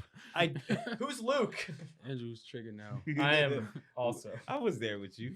All right, well, that's what's up. Darth Maul, another show I'll probably watch one episode of just to come in and say that was trash. But that's what's up. Dang. Micro Machines are coming back to stores in 2020. Oh. What's a micro machine? Yeah, Honestly, I didn't know they ever left. What are micro Is machines? it little toy cars? You guys are trash. I'm sorry. I I would've did. never heard of it. I thought you What's were talking about like nanobots. I was like micro machines. Sick. What's micro machine? Todd likes it. Hasbro Toy cars, right? Are they? has Oh. entered into an agreement to appoint Wicked Cool Toys as global master toy licensee for one of the hottest toy lines of the 1980s and 1990s, Micro Machines. The new line of Micro Machines is expected to hit store shelves in the fall of 2020. Michael Rinsler, co-president of Wicked Cool Toys, said Micro Machines is one of the most amazing, those amazing nostalgic brands that still has appeal 30 years later. There is a huge potential to bring it back. Jeremy Padawar, co-president, continued, considering recent toy unboxing trends, the brand's multi-generational appeal, and the vehicle category's ripeness for something new again, we believe Micro Machines will be a global phenomenon. I don't think that's true. I mean, Hot Wheels are still around and they're still Yeah, it's pervasive, toy and cars. kids still love Hot Wheels, but they're not a global phenomenon anymore. I'm- They're small cars. They're a miniature version of Hot Wheels. I can't believe none of you have No, heard no, of no, Micro no, Machines. no. What, is there a Like, hook? you wind them back, is there right? a hook to it? Like Do they do have something like special? double? They're are small they cars. double But you- sided Well, yeah, I or- get what a small car is, but they don't. Other than that, there's They're no just- hook. No, Small? there's a standard scale size for toy cars. Hot Wheels, if you've ever seen a Hot Wheel, Mhm. and then Micro Machines were just tinier versions of that. And do you pull them back and they go or something? Or Sounds- No, it's they're not just those? they're just tiny cars. Capitalized I on small. don't see the just need they to will sell you. So these And are my reboot things. that. Anything. Because people love This is them. ridiculous. You don't remember the commercials? Any- if No. you The come- fast talking guy? Anybody who comes in You here with definitely some had to microbus- have seen these I know commercials. I know the fast Waste talking money. guy you're talking about because he was in everything, but I don't remember these. The toys. Hot Wheels commercials or the Micro Machines commercials was the fastest talking man in the world. I know that dude. And And he he was would- on That's Incredible. and he was the spokesperson for Micro Machines. I have no recollection of that. Why? Oh, that Why is- was he the spokesperson for Micro Machines? What does it have to do with anything? I don't understand the appeal behind these because they're just tiny cars. And then They're just tiny cars. Exactly. Kids That's- love playing with car toys. you guys understand If that I come home with a fucking Hot Wheel, it makes my son's day. it's a regular sized car. It's not a regular sized car. It's a small car, and the Micro Machines are tinier. And you're one of those people they sold the rock to. and there's a concept. Toy Rock. The No, pet like rock. Kirk is I- one of the people they I sold a thought rock Kirk to. is Wait, definitely sold. Yeah, Come yeah, on, that was. that was in the I didn't 70s. have one, but yeah. I know you didn't No, buy it because I- you're too cool for that. No, I would never. You would buy a rock? No. A pet I rock. know you wouldn't, but No. Andrew would be like, "Well, this is the 1988 That's- side of the street." Do you not know that, What? I mean, no, but what about it? Luke? It's your birthday. Oh, Thank you. that's what you were talking about. Yes. I was like, what the fuck are you saying? What do you think he was having Um, a seizure? No. I mean, I was Need some having a mind seizure, but I'm good now. Oh, okay. I was gonna. It Mouth. has the appeal of anything. Like what you're getting into some granular concept of like you could ask this question about anything. Why do people why is this have an appeal? Like I explained it yesterday. Because Like it's see-through. it's so granular. Like not 'cause it's small. People like it because they like it. They're That's tiny right. cars. Okay. There's a concept in I guess- Japan called kawaii, Right. and it is that people love tiny, cute little things. It's an evolutionary concept. And it's based on the fact that we are evolutionary and instinctually designed to want to protect tiny creatures because it's an instinct that makes us protect our children. When something is tiny and cute, our instincts tell us, take care of it, parent it, protect it from the elements. And that instinct transfers over into animals and toys. And we love cute, tiny little things. And so a micro machine is a cute, tiny little car, and kids love it because it hits that primordial instinct to love tiny, cute things. They're brainwashing your kids. You hear that? They're using their own psychology against them to make them want to buy little things to make them feel adult. Andrew sounds excited about this for himself, though. Yeah. So are you into this? Oh yeah, but I'll buy my son a ton of micro machines. I I didn't even the know that way- they didn't exist anymore. The way What I I meant read what was- he said is that we are going to the spike in teenage pregnancy is going to go up. That's what I heard. But my But what brain takes me in a lot of different Yeah, places. but what I'm getting Well, at you're is this French is like Canadian. that nostalgia thing. It's only coming back for that pure nostalgia factor because we still have Hot Wheels, right? Like we But Sort of, but right? but Hot Wheels existed with micro machines, and it was a different thing. You either wanted Hot Wheels or you wanted micro machines, which were just smaller right. versions That's of was them. I'm no getting at the same recollection. exact point. What I mean is like No, Christina Aguilera one versus Britney Hot Wheels Spears is won bigger though. than that. They're just bringing this back as like we could try to make more money off of nostalgia. I But who don't cares? know Who cares? at all. I'm not. That's not. Let's move on. They should put a rock on it. It's not the same at all because a rock is just a rock, whereas a car is a small car. It actually has an appeal. Get it together, Kelly. The Godzilla versus King Kong movie has been delayed. Oh, darn it. Godzilla versus King Kong has been delayed by 8 months. The wait for Godzilla versus Kong just got a whole lot longer as Warner Brothers has opted to push the release of the next entry in their so-called Monsterverse by two-thirds of a year. For the time being, no official reason for the long delay has been revealed, but this comes mere months after Godzilla King of the Monsters was released in theaters and managed to disappoint both critically and commercially. According to a new report, Godzilla vs. Kong will now hit theaters on November 20th, 2020. The movie had previously been slated to arrive on March 13th, 2020. Godzilla vs. Kong wrapped in April. So this has been part of a reboot of the American King Kong or the American Godzilla, and they've tried to create a cinematic universe. So the first one was in I think 2014. They came out with Godzilla, which was the one that had Bryan Cranston in it, and he died in the first 20 minutes. Spoiler. I love Brian. And it had Kick-Ass in it. He was the main character. He was the son of Bryan Cranston. That movie fucking sucked. It had 10 minutes of amazing monster fighting, and the movie fucking sucked. And then they had a couple years ago, they came out with Kong Skull Island. Is that and the John C. Reilly one? yeah. And they basically were they took that first Godzilla movie and they're like, okay, we're gonna make a cinematic universe. So this new King Kong movie it takes place in the same universe as that King Kong movie. And I didn't actually see Kong Skull Island, so I don't know if it was good or bad, but I know it didn't do too well financially. But then earlier this year, they came out with Godzilla King of the Monsters, and I saw that, and it fucking sucked. It was worse than the first one. It didn't even really have that cool of fighting. It was cool in that it had a bunch of it had King Kong, or it had Godzilla, obviously. It had a bunch of the other classic kaiju Toho Tokusatsu characters. So it had King Ghidorah, it had Mothra, it had Rodan, and a couple others, and it fucking sucked. I hated it. It was terrible. I don't care about this. I don't even care to see. I was excited when they announced Godzilla vs. Kong, because Godzilla vs. King Kong is a great fucking movie. But I have no hopes for this anymore because I just Godzilla King of the Monsters, it just sucked. You think they'll just keep pushing it back 8 months? No, they'll for a release long it. time. They'll release it, but I think they probably want to do reshoots and try to anticipate some of the problems of why Godzilla King of the Monsters failed. But I still think it'll just flop. Can you guys get somebody else to play Godzilla's character? That's crazy. November 2020. You know what? I have a hot take. Ooh. I have no clue if this movie's in production. Bless you, Todd. Bless you. But if they make Creed 3, it's gonna blow this movie out of the water. Oh, I thought you were gonna say it should take place in the Godzilla I was- universe. No. Creed versus Godzilla. Creed versus Godzilla. Oh my gosh. I would Michael so B. see Jordan wouldn't that. even have to try acting. Oh, He would just make faces and then do push-ups and beat up Kong or Godzilla or I don't whichever want one. you coming after Michael B. I'm Jordan. sorry not you're here jealous for of it. Michael B. I'm Jordan's not here work. for it. Definitely not Not jealous. here for it. I love Let's not even get into that. I love his faces that he makes in the movies. But he's not an actor. Well, How dare you? He would. but she if they would be make on the, Creed, which is a great, But I'm with not a the rapper. first But I'm two, not a rapper. super fire. All I'm hearing is November 2020. The first two came out around Thanksgiving, and if they make another one, it'll probably come around Thanksgiving. This movie feels like there's no energy behind it. This Godzilla Kong. So Yeah, I think it definitely it's doesn't. done. I think it's done. They should just let it sleep for 20 years. Yeah, it's done. Just let Toho make the Godzilla movies. Just stay out of them. Come on. So recently, this story came out. So this Harriet Tubman movie came out. Oh yeah. Trash. Action. Wait, packed. who said that? Who It's said trash. It was you watched it? I didn't watch it, but You watched it?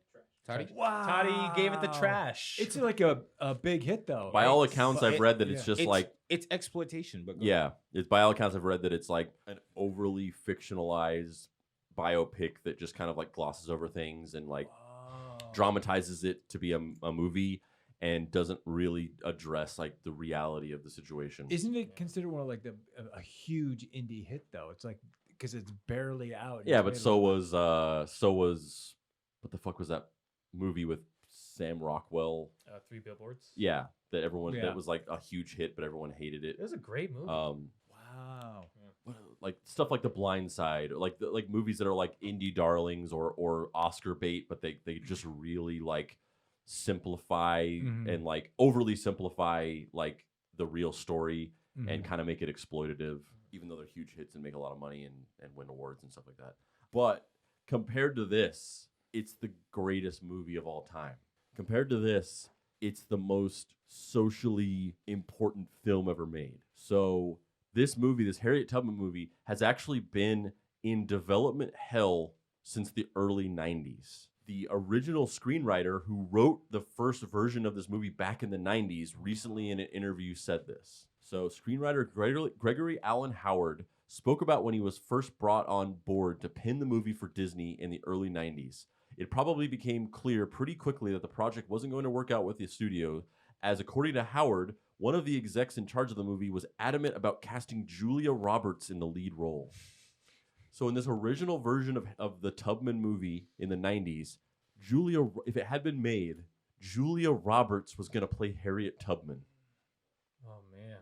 Harriet, Did anyone ask Julia Roberts if she would have taken that role? I know, but I'd be interested to hear. I I mean, would of course she's going to love- say no. Of course, Right she's now, not. She's not going obviously, to. right. Even if I wish she would just be like, well, they were gonna pay me $3 million. Yes.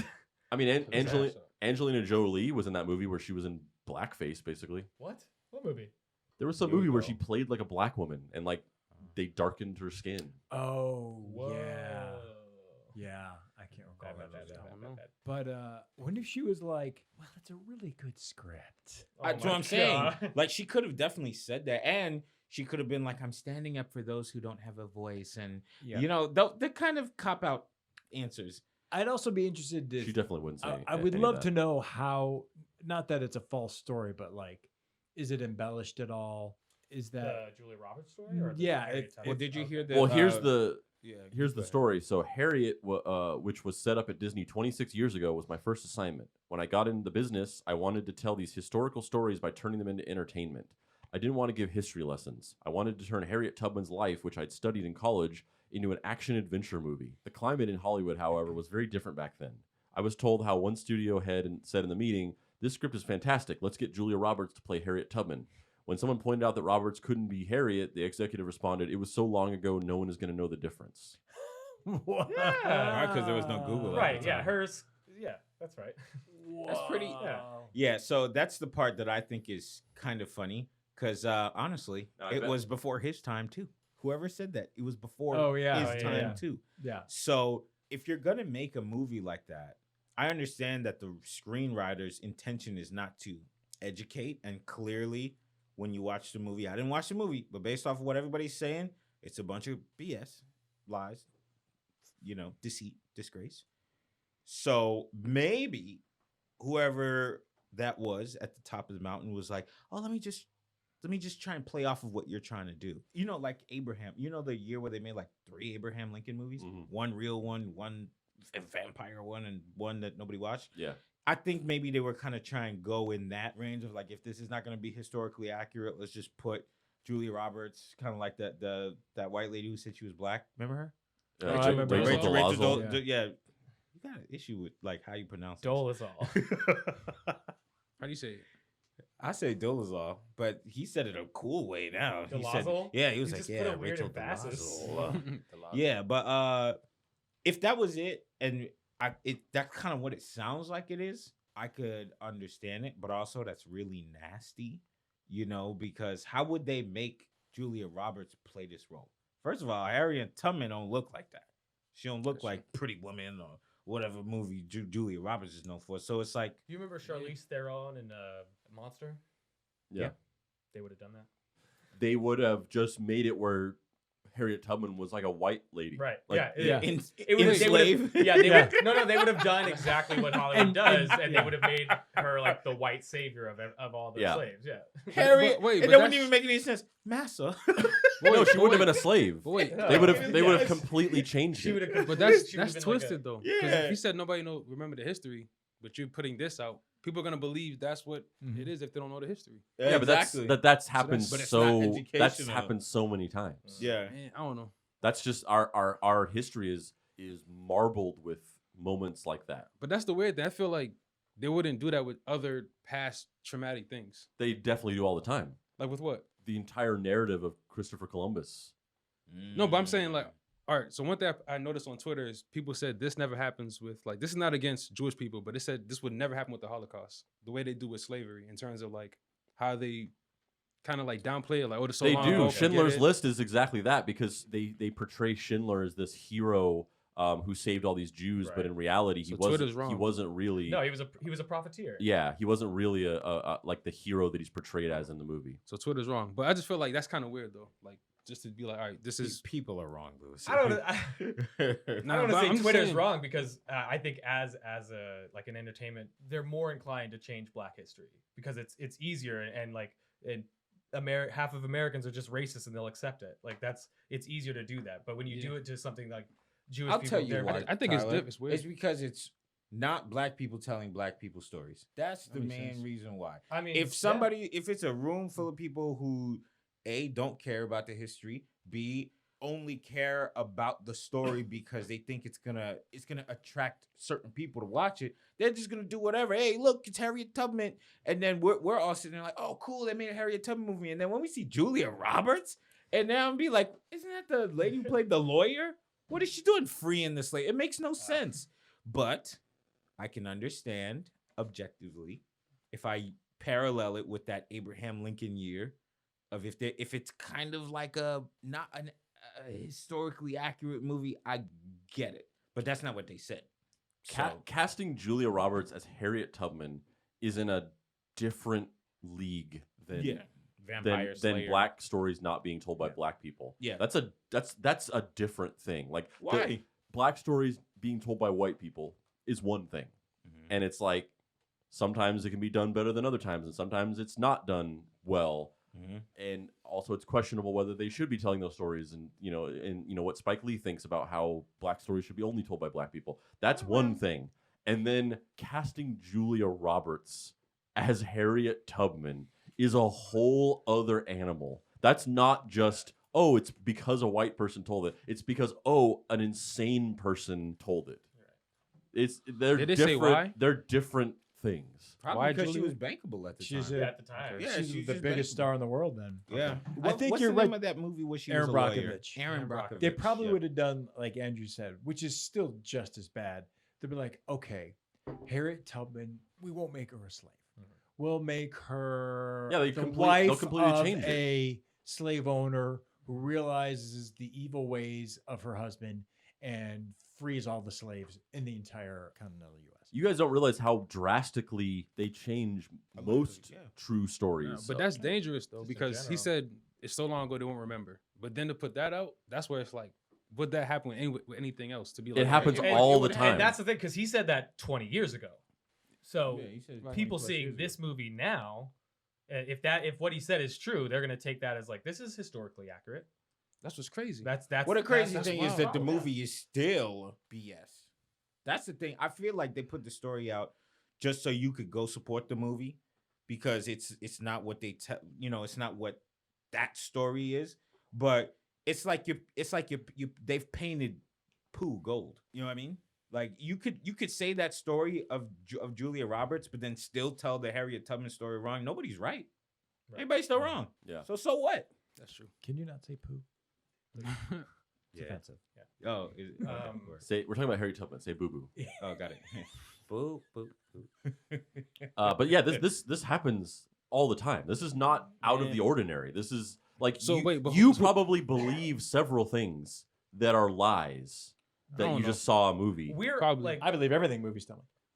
Probably. I not. mean, you shower But- every day because some dudes in the 50s thought that little boys would stop masturbating if they Nah. showered a I don't lot. think that's why I shower every day. Nah, Wait. When your thighs that's rub too much, that's man. how it happens. I shower every day Thank you, Kirk. because I like to smell nice. Thank you. Yeah, but it's based on the reason why you feel that way is because you were raised in a society that was Oh my back in the gosh. 50s. There was a This is all no, so, So you can. showering You don't every even day- need to Yeah, continue you don't because even it's gotta all keep it no. pushing. no. It's definitely so. True, though. It's not true for me. It's No, not no, no, true no. for- It We're not is true saying for that. you. We're No, not- it's not true for Hold me. on, hold on. Scientifically, it is bad for you to shower every day. No, You're not it's not. supposed Kirk's to. been It's around bad for for 50 your, years. it's bad for your skin. You need the natural oils. It's actually bad for you to shower every day. It is recommended by the World Health Organization that you only shower 3 times a week. I don't believe in that.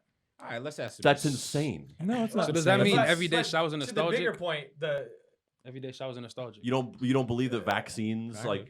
like that that's just denying But- science Listen, based on personal belief. It's literally no different. no, but did your parents Yes, it is. make you shower every day? no, I okay. chose to. Can I let me That's- just ask the that's people the- real I quick. That's what I was chose to, but wondering, yeah. Andrew's putting a different level on. I it don't that care is what the people incorrect. think. We're on a live. We're live. yeah, we're live. I want to engage with some of you guys. I'm reading and talk to all you guys right now. How many of you guys shower daily? And the only reason why I'm asking is because we've been lied to, quote unquote. We're talking about Every day. Julia Roberts and Harriet Tubman. History being rewritten. We're lied to. Andrew says the World Health Organization, people that we could trust, just like the FCC and the FDA and all the other 3 letters, say we're only supposed to shower 3 times every 7 days. Let me know in the comment section what you guys think. Back in the 50s, Here we go. the Surgeon General and several lobbyists conspired to create a national advertising campaign to encourage people to shower every day because it was good for you. And the reason why they did it is because a bunch of these lobbyists were concerned about a growing epidemic of young children masturbating. And a bunch of quack doctors thought that the reason why they were jerking off so much is because they were dirty and it was causing them to touch themselves and scratch themselves, which would lead into them jerking off. And so they wanted kids to shower every day to minimize the amount of adolescent masturbation that was happening. And it was all based on religious fundamentalist beliefs. But does that A still lot mean- of things like that happened in the 50s, like the fact that the reason why anybody drinks milk and thinks that it's good for them and has this certain type of calcium that's good for their bones, which is a myth, is because in the 50s, there was a drop in the cheese industry where people stopped buying cheese for a while. And so all of these dairies were like, fuck, like we're running out of money. The people aren't buying our cheese anymore. So let's brand milk as a beverage, which was not thought of as this beverage that you drank with dinner every night at the time until this advertising campaign to rebrand milk as a beverage. And part of that advertising campaign was that it was good for your bones. Not true at all. The type of calcium that's in milk is not good for your bones. It's a different type of calcium. It has nothing to do with preventing osteoporosis or any of that stuff. A bunch of these things happened in the 50s because it was the dawn of television. It was the first decade where people were being blasted in these messages nationally. And also there was no regulation and people were able to just lie about whatever they wanted. So all these things happen in this time. If you shower every day, that's fine. but objectively, it is based on a lie.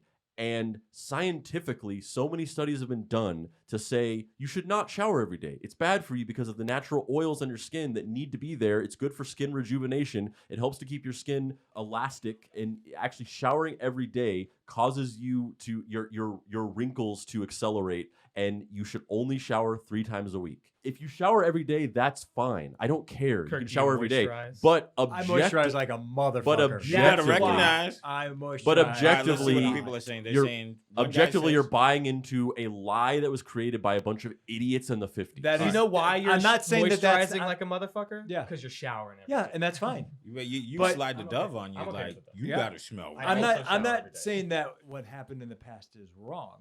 I'm not saying that you're making that up or that's not true. I'm saying it's fine to shower every day, but it's scientifically it's not, and it's bad for but you. it's not. If there are ways to combat it, that's why you use lotion. Let me tell you something right now. If you are But working, lotion if doesn't you were- restore the natural oils in your skin. I mean, I got. Look at me. I got a lot of oil. Right, Look but at also me. you're Look at me. Shea butter, It looks- cocoa yeah, butter. yeah, Look at yeah, me. Yeah. peep it. Yeah, put the close up. Yeah. Also, if Man, you are look good. exercising every day and Yup. you are showering only 3 times a day, wrong. Or 3 times. That's a week. 3 times a wrong. day. Yeah, 3 times a week. Oh, Yeah, that's 3 it. What times I a say? week. 3 times a week. Yeah. I shower 3 times a day. If you're showering 3 times a week, but you're exercising every day, no, that's wrong. Yep. Well, The I got people- news for you because I exercise every day and I shower once a week. Yeah, I know, and that's the problem I have with you. But You said No, it's you that's live. just that's No, in your you head don't. though. I'm always clean. I don't Okay. smell. If you say so. That's what's up. You said it's live. All right, I mean, there's one no use in person- having a debate if you're just going to be a troll and say things that I'm aren't not true. trolling Wait, hold you. on. But like, One person responded, Uh-huh. and they said they shower twice a week, specifically on Mondays and Thursdays. Ooh, I So wonder they what have a Mondays shower. and Thursdays. Monday Yeah, a before the shower week, schedule. Thursday Interesting. before the weekend. Interesting. Okay, thank you, Mr. Top. Mr. Top. So yeah, we're I all guess we're all gonna go. your celebrate. polling of the audience just Yeah. supported me. Yeah, we're all. Hey, man, listen, I'm not saying you're wrong. Aside from the fact that I'm saying you're not right. We're all. I don't care. Like I am right. There's no debating what I'm saying. Yeah, You can shower every day. I don't care. yeah. But I am right. What if your skin gets super oily, That's true. like every day? yeah. Cause like I know my nose right now. Well, your is body, shiny. your The body is same. doing things to regulate. Yeah, your itself your body is constantly. So if doing you the have right Too thing. much oil. For Your body you, is designed doing No, it but for a I reason. feel to like do the right Toby can thing. relate. I think Tar can relate Toddy. based on Kirk, like maybe. different like oil placements. I have oily skin. What do you? Yeah. What do I you? have to wash what my do you face mean every day. oil Yeah, every day. placements? Or Like- you'll get pimples. Yes. One thing I heard Yes. is 100%. Don't quote me on it, but one thing I heard is like black people have less oil in their hair, which is Mhm. why we need to like moisturize it so much and more oil in our skin naturally. And it's the reverse for like. I'm white saying people. I'm saying a blanket statement. Whatever I'm saying. And I said you is were not- saying. I said you were saying a blanket statement. is not applying to every individual. Yeah. Everyone has different needs or whatever. What I would recommend is that you look up, and you're not going to do this. You're just going to keep doing. I'm gonna what keep you showering do. every day. But what I would You don't even need recommend to bring it you up. is that you look up what is right for you. Look at your Which is showering every your- day. your and your- moisturizing. That's not true, but That for No, wait, for no, him, it's for true him, for for him. me. Yeah, it is 'cause I work true out a for lot, too. me. And it's I'm not not true for you. It's though. you. It is true for me because you don't live in my body yet. Yeah. Hey. We're working on it. But It's a you're whole you're different just you're podcast. making Skinamax. you're just making an anti-vax statement, or in the face of objective facts, Let's- you're just saying I want to do this, which is fine. You can do whatever you want. You're free to do whatever you want. It But- seems like I'm not because you keep saying that and then keep saying I'm wrong. No, no. What I'm saying is, for me, what's important is that people accept, acknowledge, and reconcile with objective facts. You can do whatever you want, but you have to acknowledge, like me. I So be like you. no. What I'm saying, like me. Like okay, again, be like you. Okay. When I do things, even some I try to I read studies a lot. I'm very obsessed with I don't want to die. I'm very obsessed with not dying. And so whenever I was a kid, I got obsessed with this idea of taking coral calcium because I read all these things about how it extends life and all these things like that. And I had my mom order me a bottle of coral calcium. And then later on I realized that it was a hoax or it was a scam or whatever. I don't want to die, and I'm very obsessed with it. So I read a lot of studies on health, and I try to craft my life in a way where I'm doing all these things that are based on the latest studies, and I'm doing everything in the way that needs to be done. But there are certain things that I definitely do. Like, I'm not a perfect vessel. I mean, obviously, look at me. I'm not like a perfect vessel. I'm not some like fucking Adonis. I don't do things in the right way all the time. But at the very least, when I do something that is not the right way, that is not the recommended way, I'm fine with it. But I acknowledge, like, I am not doing this the way that it should be done. I'm doing it the way I want to do it. That's what's important to me. I don't care what you do, but to just, in the face of scientific fact, to just be like, that's not true, is insane to me. Let me just put a point. Let me just put a period on this statement. Oh, please do. All right? Whatever. I mean, Whatever. Yeah, I agree. If you exercise every day for other people, at least take a whole bath or something. back on topic. But that's Lewis, we've been lied to our entire lives. Everything you know is real is fake. I don't know. We're in a simulation, but moreover, like, none of our history is like told objectively. So everything we read is like There are constant lies and misinformation Yeah. that Of are course. We're gonna perpetrated celebrate by, one of the- by pop culture and the media. one of the course. biggest holidays in America, and it's all propagated on a lie. Well, I do want to go back to the which you said about Spike Lee real quick, and what I just said actually. I don't think that only certain people can tell their own stories, especially when it comes to stories, filmmaking, things like that. It's a collaborative process. But I think that if they had more people who had the intentions of telling the story for what it was and not for just entertainment, it would have been a way stronger, way better impact. Because I can't fully say, oh, the reason that this happened is because there wasn't black people. The writer is black, so it just depends on what his intentions are with the film. And that's what I wanted to go back and say, because we could kill it and say, oh, there's it's whatever. But whoever made the film, you have to find out what their intentions are. Yeah. And that's it. Mm-hmm.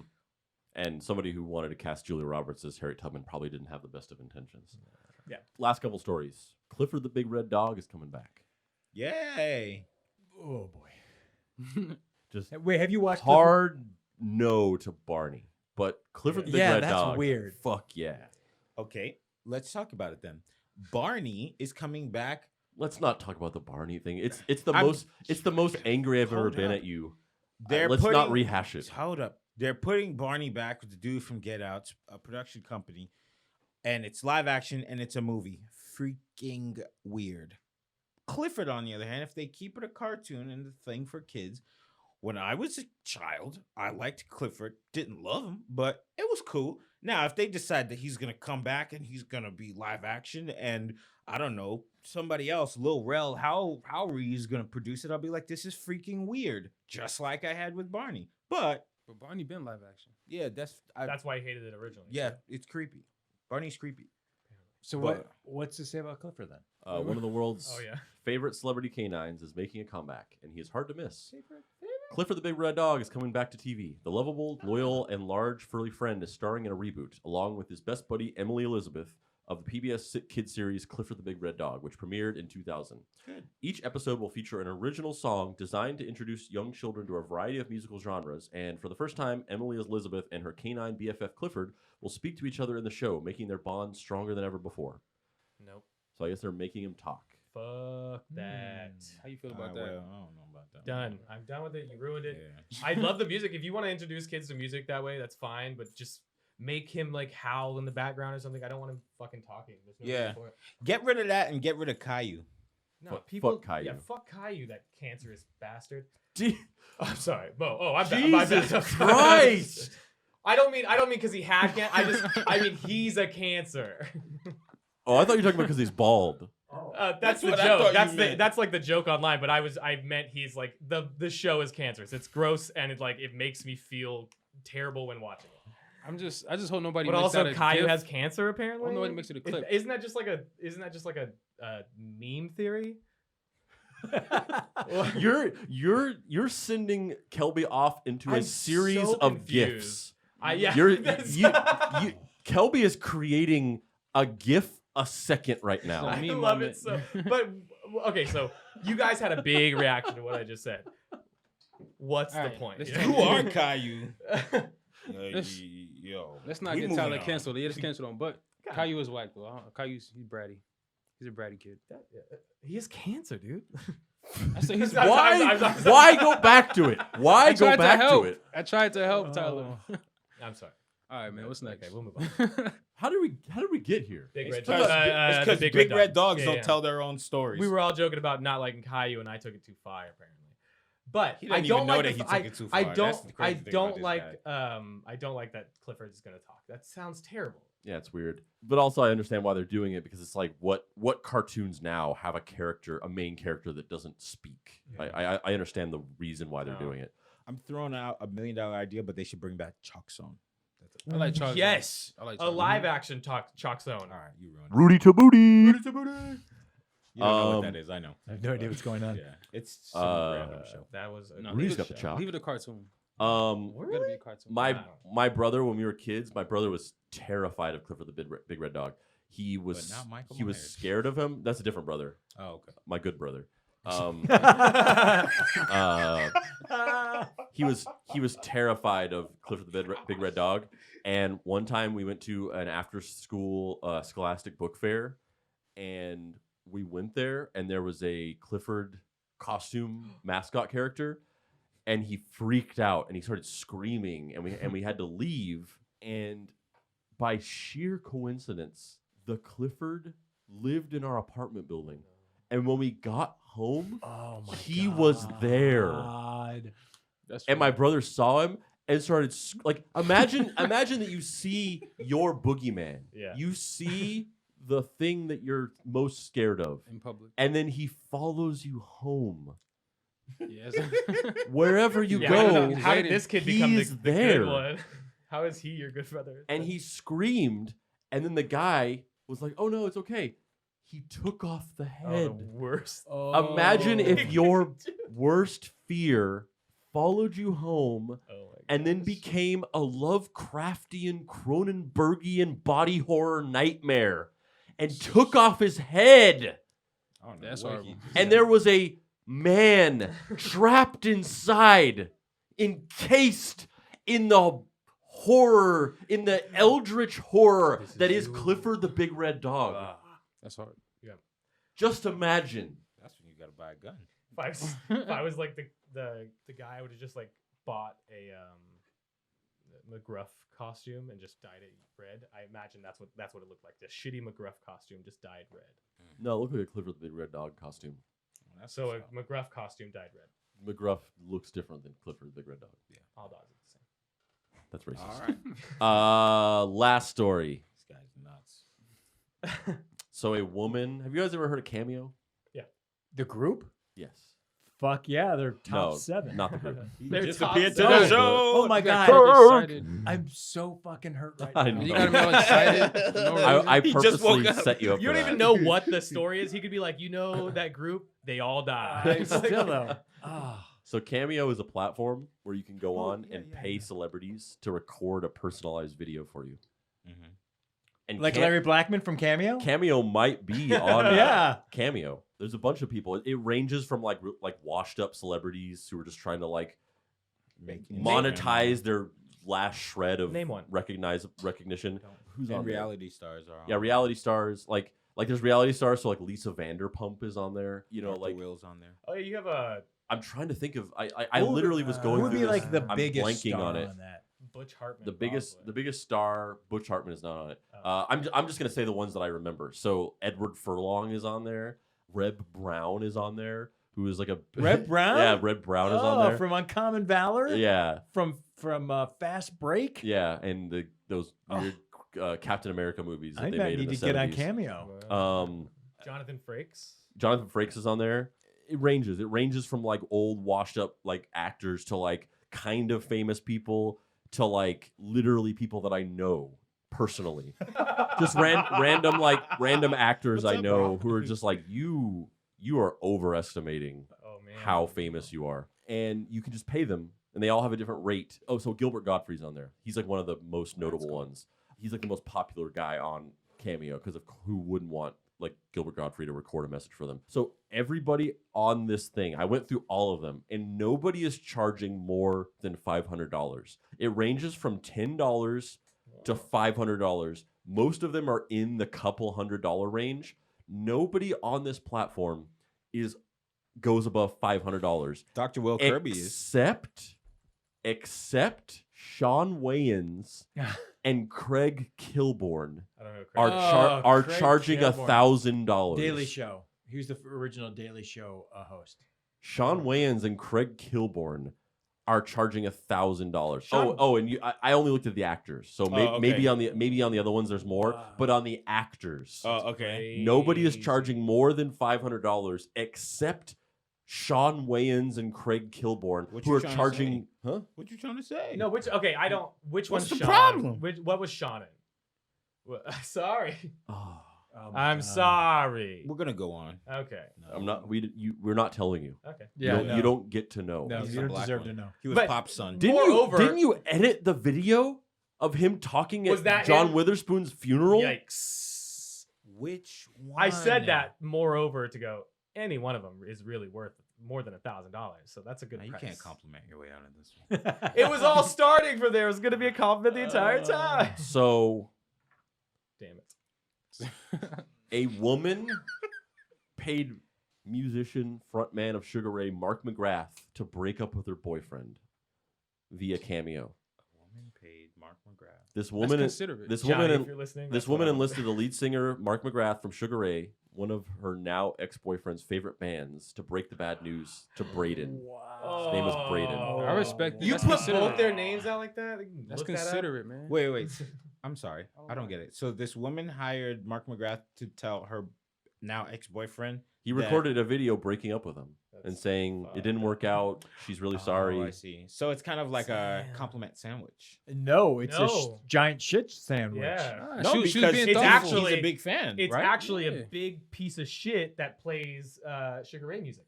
Is the boyfriend a big fan? Apparently, but Didn't I you would listen? It's One of the thoughtful, now man. ex-boyfriend's favorite bands. I wouldn't want. Yeah, that's good. It's thoughtful. You would Let want me tell you. bad news from your But favorite also, yeah, band? like that's That's I true. was I just didn't think saying, of if, that. Johnny, if you want to break up with me, that would get soil Rascal the Flatts to do experience it. of your hero. The association. He's right. He's right. In 2019, yeah.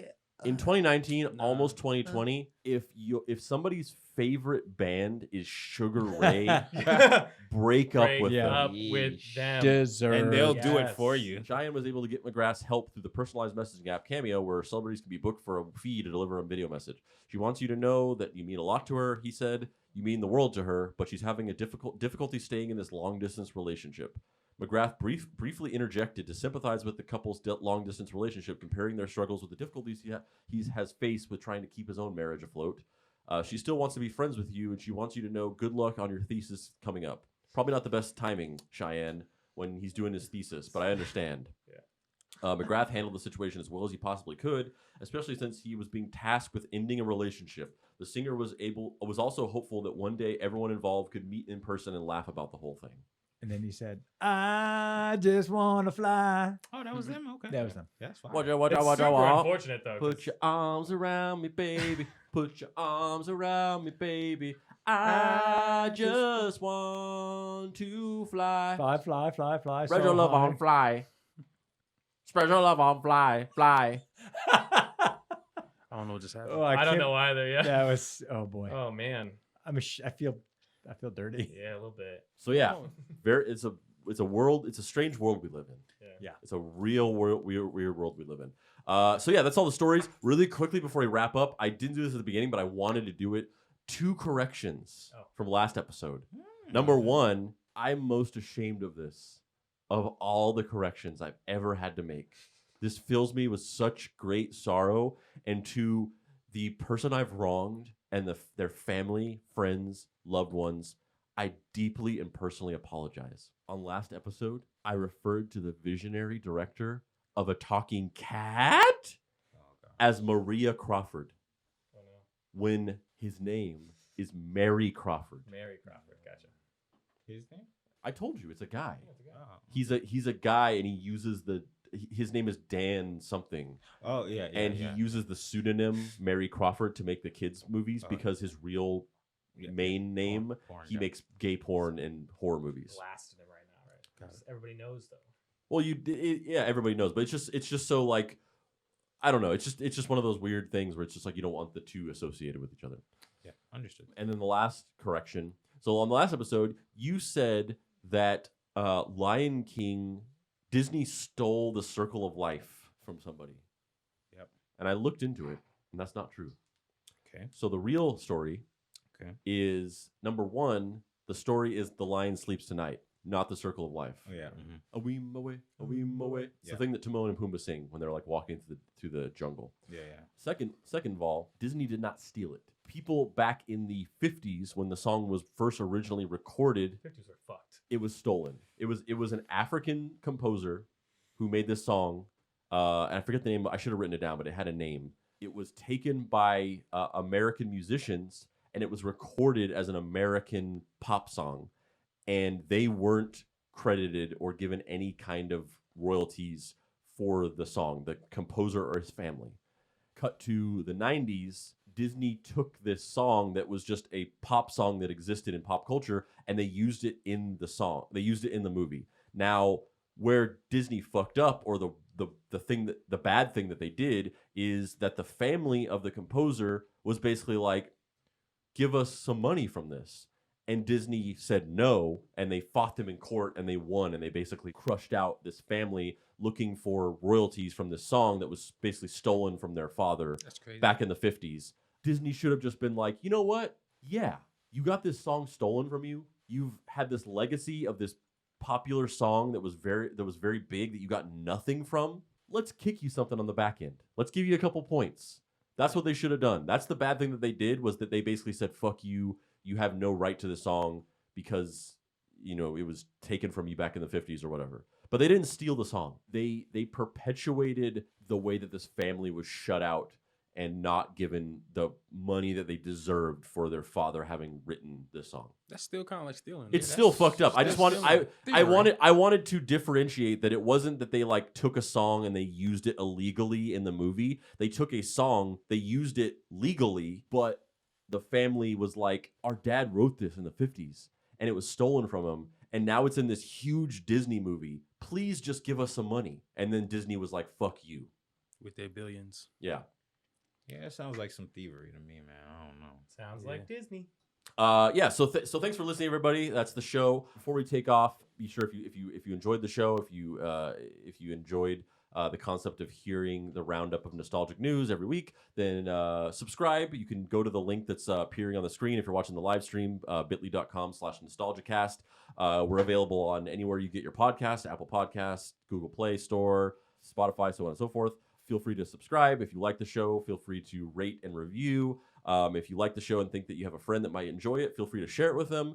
If you have any questions or thoughts or anything that you might want to be read on air for the podcast, email us at nostalgicastpod@gmail.com. Visit our Facebook page, Nostalgia. We post cool nostalgic content every day. Follow us on Instagram at Nostalgia. Join our Facebook group, the Nostalgia Facebook group. Thanks for listening. All right, Kurt, Bye-bye. take us away with some Luke. I don't have the right to work. Oh, damn it. Answer your phone.